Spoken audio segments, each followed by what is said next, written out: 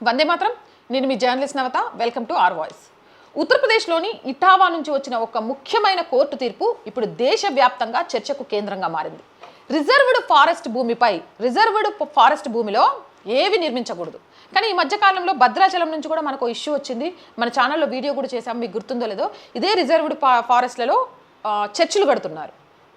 వీళ్ళ అభిప్రాయం ఏంటంటే కట్టేసి అక్కడికి జనాలను తీసుకొచ్చేసి ప్రార్థనలు చేసి నమాజులు చేసేస్తే ఇక రిజర్వ్ ఫారెస్ట్ భూమిని కూడా వీళ్ళైతే వర్క్ఫుదని లేకపోతే వాళ్ళైతేనేమో చర్చి భూమిని పెట్టుకోవచ్చు, ఆ భూములను ఆక్రమించేయచ్చు అనే ఒక ప్రయత్నం.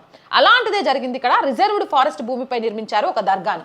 ఈ దర్గాకు సంబంధించిన కేసులో తీర్పు కోర్టు సంచలనంగా ఇచ్చింది. సుమారు 64 రోజుల పాటు విచారణ జరిగింది ఈ కేసుకి సంబంధించి. ఆ విచారణలో అధికారిక రికార్డులను కూడా పరిశీలించారు. షిఫర్ ఫారెస్ట్ ప్రాంతంలో ఉన్న ఆ నిర్మాణం రక్షిత అటవీ భూమిపై ఆక్రమణ అని కోర్టు చెప్పింది. అటవీ భూమిలో నిర్మించిన ఏదైనా సరే, మీకు చాలామందికి డౌట్లు రావచ్చు, మరి దేవాలయాలు చాలా కూడా అడవుల్లోనే ఉంటాయి కదా అని. ఆ దేవాలయాలకు సంబంధించి పట్టాలు ఉంటాయి, రిజిస్ట్రేషన్స్ ఉంటాయి, ఆ భూమి దేవాలయందే అని. ఇంకా ఇక్కడ దారుణమైన విషయం ఏంటంటే ఇలాంటి దేవాలయాలకు సంబంధించిన అనేక భూములు అన్యాక్రాంతం అయిపోతాయి, వాటిని అసలు ఎవ్వరు పట్టించుకోరు. కానీ ఎలాంటి రిజిస్ట్రేషన్ ఎలాంటి అనుమతులు లేకుండా అక్రమంగా దర్గాలు అలాగే ఇటు చర్చిలు మాత్రం చాలా పెద్ద ఎత్తున వెలుస్తూ ఉంటాయి. వీటన్నిటికీ ఇంకొకసారి ఇలా ఏవైనా వెలిసినా కూడా అలాంటివి చెల్లవు అంటూ కోర్టు ఇచ్చిన తీర్పు ఇప్పుడు సంచలనంగా మారింది. ఫారెస్ట్ డిపార్ట్మెంట్ 1916, 1939, 1946 సంవత్సరాలకు చెందిన పాత ప్రభుత్వ పత్రాలను సమర్పించింది. ఆ పత్రాల ప్రకారం ఈ భూమి అధికారికంగా రిజర్వ్డ్ ఫారెస్ట్గా నమోదైందని వెల్లడైంది.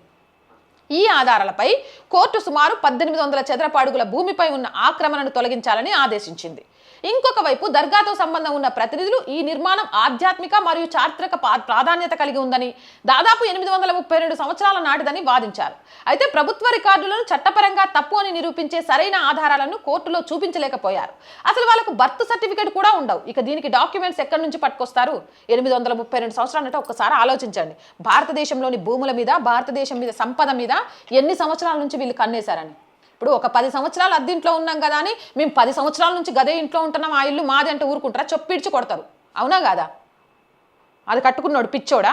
ఇక్కడ ప్రభుత్వ భూములు, వాటికి సంబంధించిన రిజిస్ట్రేషన్లు, పట్టాలు అన్ని పక్కా ఉన్న తర్వాత కూడా ఆధ్యాత్మిక ప్రదేశం మేము ఎవరు కట్టుకోమన్నారు మిమ్మల్ని? పోయి ప్రభుత్వ భూముల్లో, ఫారెస్ట్ భూముల్లో, పేద ప్రజల భూముల్లో కట్టేసుకొని మీరు ప్రార్థనలు చేసుకొని నమాజులు చేసేసుకుంటే మీకు ఇచ్చేయాలా? కోర్టు తీర్పు మాత్రం సూపర్ అబ్బా. అవునంటారా కాదంటారా? మీ అభిప్రాయం కామెంట్ చేయండి. జై హింద్, జై భారత్. అండ్ రోజు చెప్తుందేనండి, R group of channels, R voice, R political, R Sanskriti, 3 మన ఛానల్సే. So please subscribe our channels. Content బాగుంది అనిపిస్తే లైక్ చేయండి, షేర్ చేయండి. మీ అభిప్రాయం ఏదైనా కామెంట్ చేయండి. అండ్ ఆర్థికంగా ఆర్ వాయిస్కి చేయూతనందించండి. మీరు చేస్తున్న ఆర్థిక సహాయం వల్ల మాత్రమే ఈ ఛానల్ నడుస్తోంది. అలాగే సపోర్ట్ చేస్తారని ఆశిస్తున్నాం. ఆర్థికంగా సపోర్ట్ చేయాలి అంటే సబ్స్క్రిప్షన్ పక్కనే జాయిన్ అనే బటన్ ఉంది. 1 to 5 లెవెల్స్ ఉన్నాయి. ఏదో ఒక లెవెల్లో సపోర్ట్ చేయండి. లేదా స్క్రీన్ మీద గూగుల్ పే, ఫోన్పేతో పాటు అకౌంట్ డీటెయిల్స్ ఉన్నాయి. మీకు తోచిన సహాయాన్ని అందించండి.